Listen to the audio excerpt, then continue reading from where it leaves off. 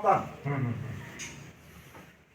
পীড়িত ব্যক্তির সেবা করো, অসহায় ব্যক্তির সেবা করো, ঈশ্বর সেবা মহাপুণ্য। মসজিদে মন্দিরে মাথা ঠুকে মহাপুণ্যি হবে না, মক্কা মদিনায় মাথা ঠুকে গয়া কাশীতে মাথা ঠুকে মহাপুণ্যি হবে না। মহাপুণ্যি হবে অনাথ, অসহায়, দরিদ্র, দুস্থ, বস্ত্রহীন, বাসস্থানহীন, চিকিৎসাহীন, এই সমস্ত দুস্থ আত্ম মানুষের সেবা করা হচ্ছে মহাপুণ্যের কাজ। জাতপাতের উদ্যোগে সর্বস্তর মানুষের সঙ্গে সদা আচরণ করা, সত্য বলা, সত্য অনুষ্ঠান।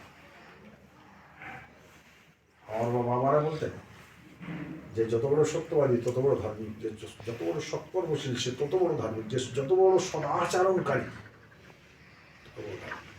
যার আচরণে মানুষের দিলে কালিটা দেয়, যার আচরণে, যার ব্যবহারে, যার ভাষায় মানুষের মুখ পান্তের সম্মানের সঙ্গে চেয়ে দেয়, শ্রদ্ধার সঙ্গে চেয়ে দেখে, একটা আদর্শ মানুষ। এর মধ্যে চেতনা আছে, এর মধ্যে জ্যোতি আছে, এর মধ্যে মানবতার জ্যোতি আছে, এর মধ্যে মানব আদর্শের জ্যোতি আছে, এর মধ্যে মানব সভ্যতার জ্যোতি আছে, এর মধ্যে ঈশ্বর আছে। তবে এই ব্যক্তি মহান, মানুষ বলবে এই ব্যক্তি মহান। তো যতদিন আমরা পৃথিবী থাকবো সাধুর পথ অনুসরণ করব। যেমন শ্রীকৃষ্ণ বললেন, সর্বধর্ম প্রত্যাজাং মামে কাং শরণাং ব্রজ, সকল ধর্মের বন্ধন হতে মুক্ত হওয়া আমাদের শরণ।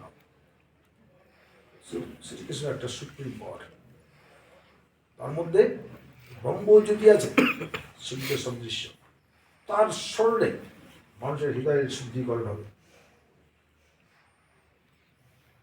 প্রথমে এরকম যুগে যুগে অবতার আসবে, যখন যে অবতার আসবে তার কোনো সারি হয়ে যাওয়া, তার মধ্যে থেকে সৃষ্টি তত্ত্ব, স্রষ্টা তত্ত্ব এবং আত্মতত্ত্ব, এগুলো সবই আধ্যাত্মিক। আমরা মানুষ বলছি, কিন্তু মানুষের স্বরূপ তো আমরা কেউ দেখিনি। মানব দেহাকৃতি দেখেছি, কিন্তু মানবাকৃতি কি কেউ দেখেনি। কিন্তু ব্যক্তি বিষয়ে বাবারে মারে আত্মনাদ করছে, যন্ত্রণা হচ্ছে, নময় হচ্ছে না, চিকিৎসায় কাজ হচ্ছে না। তো চারিদিকে সবাই বসে আছে, কিছুক্ষণের মধ্যে এই কথা বলছিল, এই আত্মনাদ করছিল, হঠাৎ স্তব, চোখ আর দেখছে না, মানে দেহ ত্যাগ করে চলে গেছে। দেহটা আছে, একটা মরা দেহ, মানুষটা কোথায় গেল? তার ধরন বরণ কেমন ছিল না আমি দেখলাম, না অন্য কেউ দেখল? মানুষের স্বরূপ, দেহের স্বরূপ, মানুষের স্বরূপ, নরের স্বরূপ কেমন, নারায়ণের স্বরূপ কেমন, এগুলো হচ্ছে আধ্যাত্মিক। এই তথ্যের দ্বার যিনি উদ্ঘাটন করতে পারেন তিনি আধ্যাত্মিক পুরুষ। আর এই অনুভূতি আর একজনের মধ্যে দিতে পারেন তিনি তো মাস্টার। যিনি এই আধ্যাত্মিক মাস্টার হবেন তার কোনো মত থাকবে না, সর্বস্থায়ী। যেমন আমাদের উপরে মোল্লারা বহু কাফেরের ফতোয়া দিচ্ছে, কেন? সর্বত্রই যে খাই, সর্বত্রই থাকি, কারণ মানুষই তো কারবার সৃষ্টিকর্তা না? মহান মানুষের কাজ হচ্ছে মানুষ নিয়ে কারবার, জাতপাতের। আর ধর্ম একটি শব্দ, ধর্ম বিশ্বে 4030 প্রকার ধর্ম হিসেবে ধর্ম একটি শব্দ। ধর্ম মানে পবিত্র, ধর্ম মানে লাইট, ধর্ম মানে জ্যোতি। ধর্মকে যে ধারণ করেছে অধর্ম থাকবে না।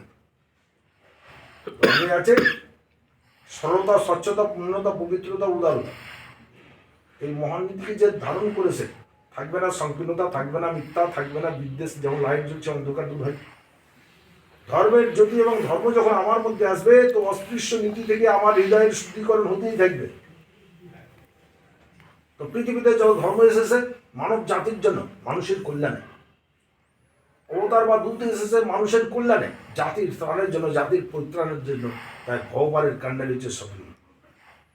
নিদানকালে সদ্গুরু, সৎসঙ্গে স্বর্গবাস ও সৎসঙ্গে সর্বনাশ।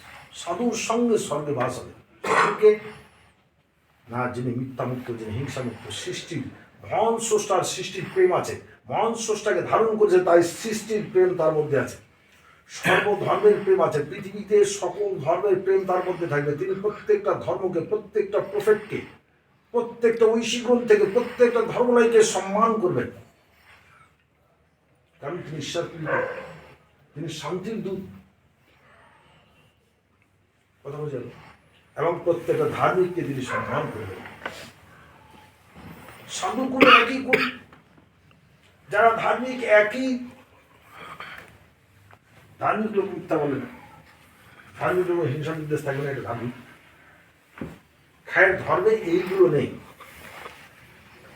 যখন আমি অধর্ম যে মিথ্যা দিয়ে, শুধু হিংসা দিয়ে, বিদ্বেষ দিয়ে, অহংকার দিয়ে, সংকট দিয়ে, পশ্চিমতা, নির্মমতা দিয়ে, নিষ্ঠুরতা দিয়ে, স্বেচ্ছাচারিতা দিয়ে, এটা অমানবিক পথ, এটা অধর্মের পথ, এটা শয়তানের পথ, এটা নিকৃষ্ট পথ। উৎকৃষ্ট পথ হচ্ছে সত্য দিয়ে শুরু। আমি মিথ্যা ত্যাগ করে যখন সত্যকে ধারণ করেছি, তখন আমি ধর্মের রুটে আসলাম।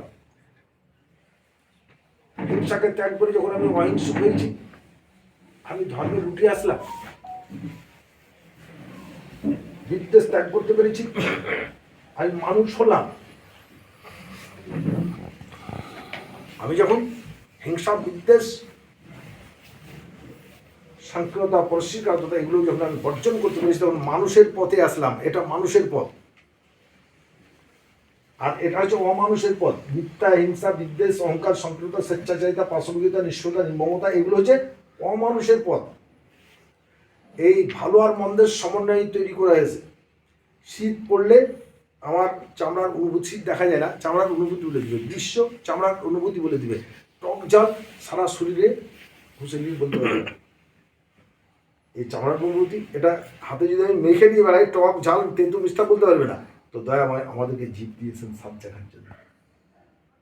জীবের অনুভূতি বলে দিবে এটা টক না, এটা ঝাল।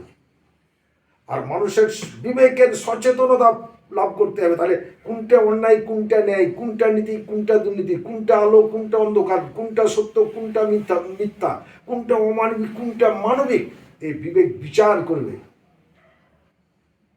বিবেক সম্পন্ন মানুষ, সভ্য মানুষ, আদর্শ মানুষ, বিবেকের যিনি পূর্ণ চেতনা লাভ করেছেন, কোন অবস্থাতেই তিনি মিথ্যা, হিংসা, বিদ্বেষ এই অমানবিক পথে গমন করবেন না। কারণ এই পথে গমন করলে মানব জীবন ধ্বংস হয়ে যাবে, পুনরায় মানব জীবন আর হবে না।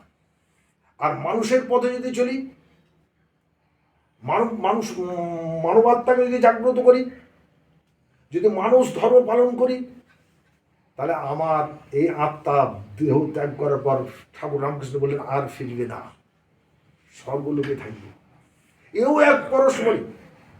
ঠাকুর রামকৃষ্ণ বললেন স্বর্গলাভ করার জন্য পরশমণির পরশ পাওয়া দরকার, অর্থাৎ মহান মানুষ, তার পরশ দরকার, যিনি মানব জাতির জন্য আশীর্বাদ, যিনি সমগ্র বিশ্বের মানব জাতির জন্য প্রেয়ার করছেন সৃষ্টিকর্তার কাছে, হে জগৎপতি, মানব জাতিকে শৃঙ্খলিত করো, মানব জাতির মধ্যে সমন্বয় তৈরি করো, মানব জাতির মধ্যে ভেদাভেদ মিটিয়ে শান্তিকে প্রতিষ্ঠা করো, বিশ্ব শান্তিকে প্রতিষ্ঠিত করো, মানব জাতির উপরে করুণা করো, কৃপা করো, মানব জাতির উপর থেকে অভিশাপ উঠিয়ে নাও, মানব জাতিকে সুস্থ জীবনযাপন করো, মানব জাতিকে তোমার চেতনা দান করো, তোমার হৃদয়, মানব জাতির যে হৃদয় দেবালয়ে তোমার আসন পাতা আছে, এই আসনে মানুষ